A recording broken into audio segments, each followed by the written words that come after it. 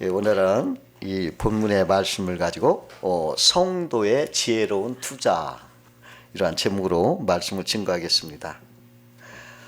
이 세상 사는 모든 사람들은 다 투자하는 사람이다, 이렇게 말할 수가 있습니다. 사람은 태어나서 죽을 때까지 투자하고 거두고 또 투자하고 거두면서 인생을 살아가는 것입니다. 그래서 인생은 투자요, 사는 것이 투자다 말할 수 있어요. 갈라디아서 6장 7절에 보니까 사람이 무엇으로 심든지 그대로 거두리라 말씀했어요. 심고 거둔다고, 투자하고 투자의 결과를 얻는다, 그 말입니다. 어제 투자한 것을 오늘 거두고 오늘 투자한 것을 내일 거두는 인생을 우리가 살고 있는 것입니다. 그러므로 누구든지 투자를 잘 해야 됩니다. 오늘 본문에 예수님의 비유의 말씀도 인생의 투자에 관해 말씀하고 있습니다. 어느 농부가 밭에서 감추인 보화를 발견했는데 자기 소유를 다 팔아 그걸 투자하여서 그 밭을 샀다, 이렇게 말씀하시고, 또 값진 진주를 만난 진주장사는 자기 소유를 다 팔아 투자해서 그 진주를 샀다, 이렇게 말하고 있습니다. 예수님은 천국이라는 보화 진주를 위해서 투자하는 것이 지혜롭다 하시는 것입니다. 그러면 성도의 지혜로운 투자는 어떤 투자인가 한번 알아보면서 은혜를 나누겠습니다. 첫 번째로, 성도의 지혜로운 투자는 천국 보화의 가치를 알고 투자하는 것입니다. 그 어떤 사람이요, 다이아몬드를 찾아서 아프리카에 갔습니다. 다이아몬드를 발견할 수가 없었습니다. 낙심하고 이렇게 돌아오는 길에 어느 한 마을을 들었는데 동네 아이들이 돌을 가지고 이렇게 놀고 있는데 그 사람이 그것을 보다가 깜짝 놀랐습니다. 그 돌들이 다 다이아몬드 원석이었습니다.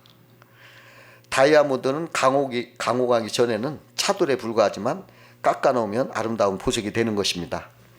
그래서 이 사람은 그 아이들에게 껌을 하나씩 주면서 그 돌을 달라 바꿨습니다.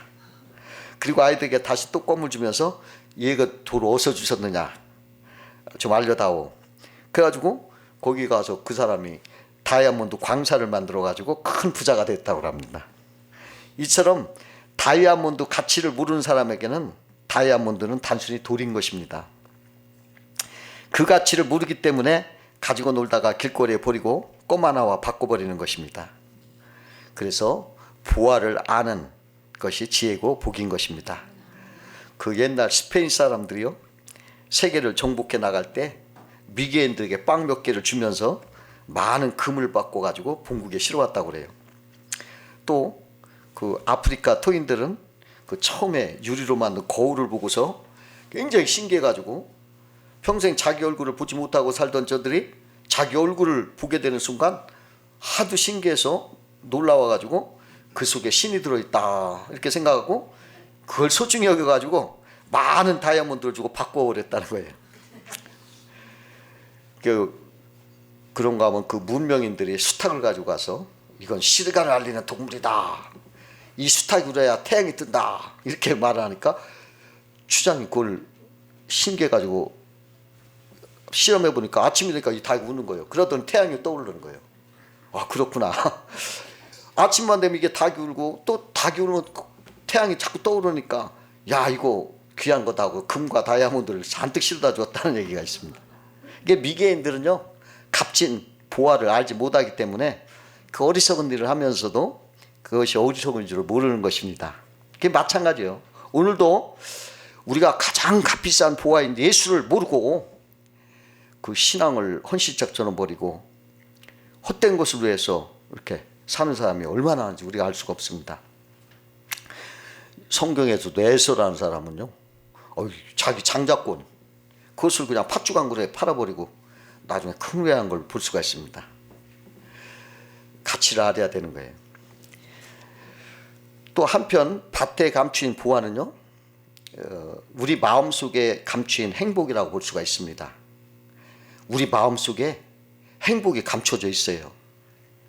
이것이 교만하고 오만한 사람들은 그 보물을 못 알아보는 거예요. 우리 마음속에 행복이라는 보물을, 그게 결과적으로는 그게 그리스도, 그리스도인 것입니다. 그분의 진리가 우리 마음속에 있으면 우리 마음속에 은밀한 보화가 되고 극히 값진 진주가 되는 것입니다. 사도 바울은 그리스도를 몰랐을 때는 주님을 막 핍박을 했고 헛된 세상 것을 막 자기 자랑하며 살았습니다. 그러나 예수 그리스도를 알았을 때 자기가 유익하던 거 다 해로 여기고 배설물처럼 여기고 보화를 얻었다 이렇게 말했습니다. 그 베드로도 예수님을 알고서는 배와 고물을 버리고 예수님을 따랐습니다. 자기 것을 버리고 예수를 가진 거, 이게 지혜로운 투자인 것입니다. 두 번째로 성도의 지혜로운 투자는 일시적인 세상의 땅의 것보다는 변하지 않는 하늘의 영적인 것을 위해서 투자해야 된다는 것입니다. 중국 속담에 이런 말이 있습니다. 하루가 행복하려면 술을 마시고 일주일이 행복하려면 돼지를 잡고 한 달이 행복하려면 결혼을 하고 평생 행복하려면 정원사가 되라. 이런 말, 속담이 있대요. 근데 이 말이 무슨 말이냐면 이 세상에서 얻는 기쁨은 그냥 잠깐 일시적이다 이라는 것입니다. 그래서 성경 이사야서 55장 2절에 보니까 너희가 어찌하여 양식 아닌 것을 위하여 은을 달아주며 배부르게 하지 못할 것을 위하여 수고하느냐 하셨어요. 이 세상의 것들은 우리를 영원히 만족하게 해줄 수 없다는 것입니다. 변하지 않고 영원한 행복과 만족을 주는 것은 땅의 것이 아니라 하늘의 것이다. 그러므로 하늘의 것에 투자하는 것이 지혜다 이라고 말하는 것입니다. 그 아브라함과 롯이 같이 살다가 자꾸 짐승이 많아지고 이게 자꾸 부자가 되니까 땅이 좁아진 거예요. 그냥 서로 우물을 서로 막 차지하려고 막 땅을 서로 풀밭을 차지하려고 다투는 거예요. 그러니까 야 우리 같이 살지 말고 우리 헤어지자. 너 먼저 선택해서 떠나라. 아브라함이 롯에게 그렇게 말을 해요. 그러니까 이 롯은 그 작은 아버지 그렇게 해준 걸 고맙게 생각 안 하고 딱 보니까 먼저 내가 선택해서 떠나야겠다 해가지고 이렇게 보니까 그 요단들 보니까 그냥 풀도 많고 아주 넉넉하고 야 저기 내가 정착해서 양을 치면 금방 부자가 되겠다. 그 땅의 것만 바라보고 그걸 선택해 갔어요. 거기에 투자한 거죠. 근데 아브라함은 내가 롯과 살다 보니까는 자꾸 다투고 기도를 하려도 막 그냥 다투는 소리가 나고 찬송을 하려도 막 불안. 야 떠나라. 그러니까 하나님을 위해서 자기는 그 반대로 헤브론 쪽 산악지대 풀도 없고 뭐 별거 아닌데 그러나 신앙을 위해서 그쪽으로 선택을 해 갔어요. 그런데 그 롯은 그곳에 가보는데 어떤 일이 벌어지냐면 그곳에 전쟁이 일어나요. 그래가지고 전쟁 포로가 돼서요 그냥 재산도 다 뺏기고 목숨까지 위험하게 됐단 말이죠. 망한 거예요. 그러나 아브라함은요 하나님을 선택했는데 하나님이 얼마나 복을 주셨는지 큰 부자가 됐어요. 여기 보니까 318명의 사병까지 두었더라 하고 있어요. 여러분 318명을 집안에서 먹여주고 입혀주고 재워주고 하는 거 그거 큰 부자 아니면 안 돼요. 5명만 해볼래도 큰 부자 아니면 안 됩니다. 근데 그 당시 318명 그렇게 했다는 건 얼마나 부자인가를 우리가 짐작할 수가 있어요. 그 자기가 기른 사병을 가지고 그 포로된 롯을 5나라 왕을 물리치고 빼왔으니까 얼마나 강대. 하나님 영적인 걸 선택하니까 하나님이 부와 권력을 다 주시고 강대한 걸 줬다는 거예요. 여러분 이렇게 하늘에 변하지 않고 영원한 하늘께 투자한 사람은 하나님의 보호를 받고 축복을 받는 복을 받는 것이기 때문에 이게 지혜로운 투자라는 것입니다. 땅의 걸 투자하면 안 돼요. 그 록펠러라는 사람도 그 미국의 최고 부자였지만은 땅의 거를 막 투자하다 보니까 어떻게 됐냐면 세계 최고 부자였지만 행복이 없어. 그리고 자기는 몸에 그냥 피부병이 걸려가지고 오늘 내일 1년 안 죽는다고 막 의사가 얘기를 해. 그냥 그 많은 돈을 주고 죽을라니 이건 더 환장하는 거예요. 그래가지고 그가 막 기도하는데 회개를 했어요. 이 재물을 이렇게 하면 안 되겠다. 에이 하고서 이걸 막 기부하면서 교회를 졌어요. 교회를 주고 가난한 사람들 막 병을 치료해주고 막 이렇게 했더니 행복이 오는 거예요. 그 병도 낫고 1년도 못 산다는 사람이 98세까지 살았어요. 여러분, 하늘에 투자하는 것이, 변하지 않는 하늘에 투자하는 것이 지혜로운 투자예요. 1차 세계대전에 독일의 그 일본 대사의 주재한 일본 대사가 있었는데, 그때 나치들이 막 박해를 피해서 유대인들이 막 탈출하려고 그 사람한테 와서 일본 입국 비자 좀 해달라. 그래서 본국에 연락을 했으니까 안 된다. 본국에서는 거절하는 거예요. 근데 자꾸 이런 일이 있으니까 내가 대사 직권으로 자기가 발급해 준 거예요. 그래 많은 유대인들을 살렸어요. 근데 그것 때문에 그 사람은 대사직에 잘렸어. 그리고 이제 말년에는 초야에서 쓸쓸히 보냈어요. 그런데 그 자손들이요, 그 아들들과 후손들이 뭐라고 하냐면, 야, 우리 할아버지 자랑스럽다, 우리 아버지 자랑스럽다, 우리 아버지는 옳은 일을 선택했고 성공하셨다, 막 이러면서 자랑스럽게 여기는 거예요. 여러분, 이게 영광인 거예요. 그 잠시 잠깐 그거 좋은 거 아니에요. 의로운 영적인 것을 투자하면 하늘의 상이 큰 거예요. 시편 112편 1절과 3절에 보면, 할렐루야, 여호와를 경외하며 그의 계명을 크게 즐거워하는 자는 복이 있도다. 그의 후손이 땅에서 강성하며 정직한 자들의 후손에게 복이 있으리로다. 부와 재물이 그의 집에 있으며 그의 공의가 영구히 서 있으리로다. 하나님이 그냥 복을 주신다는 거예요. 조지 버벌리 쉐어라는 이 캐나다 출신 복음 가수가 있었어요. 그가 빌립 그레암 전도협회 일원이 돼서 막 전도하는데 앞장서고 그랬어요. 그는 감리교 목사의 아들로 태어났습니다. 얼마나 목소리가 고운지, 굵고 아름다운 바리톤 목소리가 그냥 얼마나 멋있는지, 그 라디오 전속 대중가수로 될 행운 기회가 찾아왔습니다.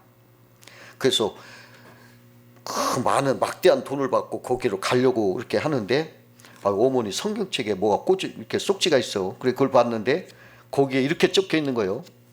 금이나 은보다 차라리 주 예수를 가지리. 큰 재물 갖느니 차라리 주 예수의 것이 되겠네. 큰 집과 넓은 땅 갖느니보다 차라리 주 예수 가지리. 못 박힌 손에 이끌림 차라리 나으리라. 그 쪽지를 읽고 나서 이 조지 베벌리 쉐어는 은혜를 입었어요. 그 단숨에 그 곡을 붙였어요. 그 찬송가 94장 아까 우리가 부른 겁니다. 주 예수보다 더 귀한 건 없네. 이 세상 부귀와 바꿀 수 없네. 영 죽은 내 대신 돌아가신 그 놀라운 사랑 잊지 못해. 세상 즐거움 다 버리고 세상 자랑 다 버렸네. 주 예수보다 더 귀한 것은 없네. 예수밖에는 없네. 주 예수보다 더 귀한 건 없네. 이 세상 명예와 바꿀 수 없네. 이전에 즐기던 세상이도 주 사랑만 뺏지 못해. 주 예수보다 더 귀한 건 없네. 이 세상 행복과 바꿀 수 없네. 유혹과 핍박이 몰려와도 주 섬기는 내 마음 변치 못해. 그는 세상 대중가수를 포기했어요. 많은 돈을 주고 명예가 있는 자리도 아니다, 나는 예수를 전하겠다고 하늘의 복음가수로 평생을 헌신해서 그 이름이 높아진 것입니다. 이게 지혜로운 선택인 것입니다. 세 번째로 성도의 지혜로운 투자는 하나님을 믿는 믿음의 투자라는 거예요. 믿음의 투자, 이게 귀한 거예요. 믿음이라는 것은 하나님을 절대적으로 믿는 것입니다. 로마서 4장 19절에 보면, 아브라함은 100세가 되어 자기 몸이 죽은 것 같았고 사라의 태가 죽은 것 같음을 알고도 믿음이 약하여지지 않고 믿음이 없어 하나님의 약속을 의심하지 않고 믿음으로 견고하여져서 하나님께 영광을 돌리며 약속하신 것을 능히 이룰 줄을 믿어 100세에도 이삭을 낳았다는 거예요. 이게 믿음인 거예요. 맥스 핸델이라는 사람이 말하기를, 믿음은 전기 스위치를 켜는 것 같다. 그것은 전기를 만들지는 않는다. 단지 전기가 흐르도록 통로가 되어줄 뿐이다. 그랬어요. 그러니까 믿음은 전능하신 하나님의 능력을 끌어들이는 통로도 하는 거예요. 발전소에서 전기를 막 생산해서 전선을 타고 우리 집 대문 앞에까지 와 있어요. 그러나 내가 스위치를 올리지 않으면 쓸모가 없는 거예요. 그러나 스위치를 올리는 순간에 그 전기가 우리 집에 흘러서 집안 구석구석에 있는 가전제품 모두, 전기밥솥, 냉장고, 선풍기 막 그냥 돌아가게 하는 거예요. 그 스위치, 그것이 믿음이에요. 그 믿음이 있으면 그것이 나한테 와서 역사하는 거예요. 하나님의 엄청난 능력, 어마어마한 축복 약속들이 우리들 문 앞에까지 와 있어요. 그런데 믿음이라는 스위치를 켜놓을 때에 이것이 들어와서 역사를 이룬다는 거예요. 그 믿음이 있으면 이렇게 하나님의 역사가 일어나는 거예요. 여리고성에 속인 거지 바도에는 막 그냥 믿음이 있었기 때문에 막 예수님을 불러요. 그래가지고 눈을 뜨게 했습니다. 그가 소경이 눈을 떴어요. 만약에 그가 믿음이 없었다면 그는 가지도 않고 부르지도 않았어요. 여러분 그렇잖아요. 믿음이 있었기 때문에 부르고 소원을 성취한 거예요. 믿음이라니까 그런 거예요. 그렇게 중요한 거예요. 근데 이 믿음은 어떻게 생깁니까? 들어야 돼요. 바디메가 그 소리를 들었기 때문에 믿어진 거예요. 근데 듣지 않으면 못 믿어. 아무것도 안 들었는데 뭘 믿어? 들어야 되는 거예요. 그러니까 들으라는 거예요. 하나님은 교회 나와서 들으라. 자꾸 들으라. 들을 때 믿음이 생기는 거예요. 듣지도 않으면 어떻게 믿음이에요? 그러고 믿음은 보이지 않는 것을 믿음으로 보는 것입니다. 다른 사람은 보지 못하지만 믿음의 눈을 가지고 있다면 다른 사람이 보지 못하는 것을 볼 수가 있는 것입니다. 그 어떤 광부가 그 탄광을 이렇게 들어가는데 후라시 불이 꺼졌어. 그러니까 갑자기 깜깜해진 거예요. 그러니까 이 사람이 이거 어떡하나. 근데 뭐가 생기냐면 지혜가 생겼어. 탄광 레일을 이렇게 발에 대고서 레일을 따라 나왔어요. 여러분 이게 믿음인 거예요. 눈에 보이지 않았지만은 그 레일을 밟고 나아갈 수 있다는 믿음으로 나온 거예요. 히브리서 11장 1절 말씀에 보면 믿음은 바라는 것들의 실상이요 보이지 않는 것들의 증거라 그랬어요. 세상 수많은 사람들이 내 눈에 보이지 않으니까 없다고 얘기합니다. 그러나 믿음의 눈을 가지고 있으면 사람들이 보지 못하는 그 소중한 것을 바라볼 수가 있는 것입니다. 실제를 보는 거예요. 그러니까 내 눈에 보이는 것보다는 내 확신하고 있는 실제를 알고 있는 게 믿음인 거예요. 이거 어떻게 표현을 해야 좋을까요? 그게 믿음의 눈이라고 하는 거죠. 실제를 보는 거. 믿음의 실상. 보지 않는 것의 증거. 여러분 이 믿음은 누구나 다 갖고 있는 거예요. 근데 들을 때 그것을 확신하고 갖고 있는 거예요. 한때 스페인령에 속해 있던 리스본 도시, 지금은 포르투갈 수도인데요. 이 항구 도시의 마지막 해안 끝에는 큰 암석 바위가 하나 있어요. 그 바위에는 다음 같은 말이 그때 옛날에 써 있었대요. 여기가 끝입니다. 이 너머에는 아무것도 없습니다. 그러니까 그 너머에는 대서양 바다니까 아무것도 없는 거지. 근데 1490년 한 사나이가 이 항구에서 배에 오르면서 이렇게 외쳤습니다. 이 바위에 새겨진 글은 사실이 아닙니다. 여기는 끝이 아닙니다. 이 너머에는 위대한 희망의 세계가 있습니다. 이 믿음의 사나이 이름이 크리스토퍼스 콜럼버스라는 사람이었어요. 그는 마침내 그의 믿음으로 아메리카 신대륙을 발견할 수가 있었습니다. 성도는 믿음의 인생을 투자하는 것이 지혜인 것입니다. 눈에 보이지 않는다 없다고 하지 말고 하나님의 말씀은 그대로 있다고 믿고 그대로 나아가는 것이 믿음인 것입니다. 네 번째로 성도의 지혜로운 투자는 자기 것을 과감히 팔고 보화를 샀다는 거예요. 자기 소유를 다 팔아 그 보화를 샀느니라 그랬어요. 어느 목사님이 팔아먹는 것도 은혜다 하는 설교를 했어요. 이게 무슨 소리냐면 그 목사님의 해방 후에 이북에서 신혼생활을 하는데 너무 가난했어요. 그래가지고 막 결혼 반지도 팔아먹고 롯데야도 팔아먹으면서 하나하나 팔아먹으면서 끼니를 렸다고 그래요. 근데 학창시절에 자기보다 훨씬 공부 못한 친구는 돈을 잘 벌어가지고 풍족하게 사는데 원망스럽더라. 아이고 하나님 어떻게 나는 이렇게 못 사는데 제가 이렇게 원망스러워요. 근데 유교 사변이 나더래요. 그러니까 자기는 다 팔아먹어서 미련 없이 나만을 피워놨대요. 미련 없이. 근데 그 친구는 재산이 많으니까 피난오지 못하고 북에 남아있었대요. 그때 다 팔아먹은 덕분에 나는 살아났다 하면서 팔아먹는 것도 은혜다 이렇게 간증을 하더라는 거예요. 성경에 보면은 천국 부활을 발견한 사람은 그 부활을 갖고 해서 이 세상의 모든 걸 다 팔았다. 전에 엿장수가 있었거든요. 엿장수들이 가위를 찰렁찰렁하면서 병이나 고무신이나 고철 같은 거 헌금을 갖고 오면 엿을 줬어요. 맛있는 엿으로 바꿔줬어요. 그 엿이 얼마나 맛있던지 그냥 집에 있는 헌금으로 다 가져다 엿바꿔 먹었어요. 그와 같이 천국 보화에 비하면 내 소유는 헌고물 같은 거예요. 사실은. 그러므로 내 소유를 다 팔아 보화를 산다는 것은 이런 의미가 있어요. 내 마음에 있는 불신앙의 헌고물들, 불신, 미움, 시기, 질투, 욕심, 분노, 혈기, 자랑, 이게 다 우리 행복을 막는 것들 아닙니까? 이런 것을 다 버리고 다 팔아버리고 마음에 깨끗하고 거룩하고 좋은 하늘의 천국의 그 복된 행복한 마음을 누리는 것이 자기 소를 팔아서 천국 사는 거다, 이렇게 말할 수도 있는 것입니다. 그 아프리카에 가면은 원숭이를 잡을 때 이렇게 잡는데요. 이렇게 유리병 같은 데다가 이제 속이 투명한 데다가 이렇게 바나나, 원숭이가 바나나를 좋아한대요. 바나나를 이렇게 놓으면은 그 입구는 이렇게 호리병처럼 이렇게 좁대요. 그러니까 원숭이들이 냄새를 맡고 그걸 보고서 와서 그걸 이렇게 손으로 잡아서 잡는데요. 그런데 이 원숭이가 그걸 꽉 움켜잡고서 이렇게 손을 빼면 이제 입구가 좁으니까 주먹진데 안 빠지는 거예요.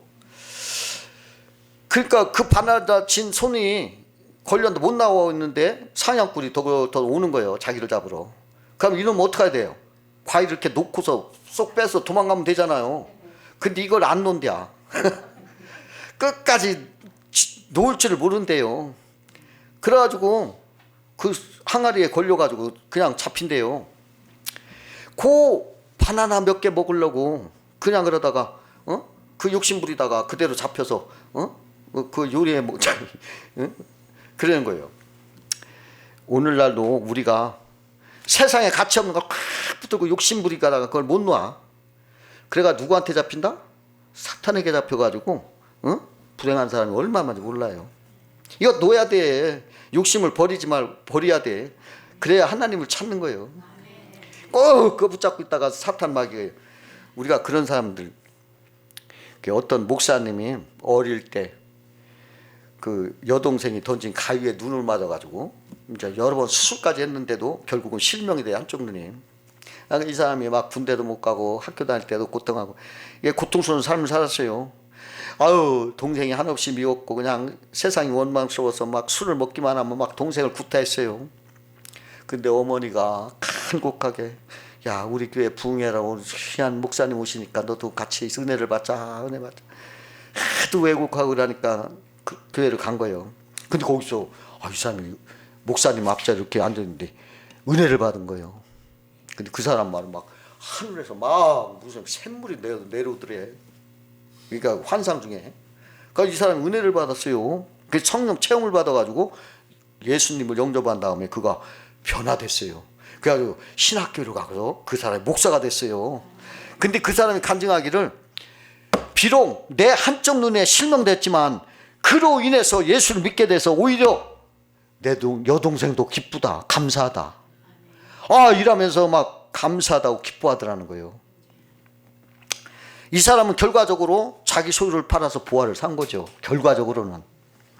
요셉도 그랬잖아요. 채색 옷을 형들한테 뺏기고 종으로 팔리고 다 뺏겼죠. 그러나 그러한 고난과 실패가 있었지만 결국은 그것 때문에 외국의 총리가 된 거예요. 결국은 자기 거를 다 파는 거예요. 요셉은. 그리고 보화를 얻은 거예요. 총리 보화를 얻은 거예요. 여러분, 이 보화를 얻는 것이 더 투자요, 더 최고예요. 성공이요. 여러분, 이 땅에서 조금 뭐 잃어버렸다고 이것 때문에 예수 믿는다면 이건 더 큰 성공이야. 그렇게 사시고 이 예수 믿는 데 투자하시기를 예수 이름으로 축원합니다. 다 같이 기도하겠습니다.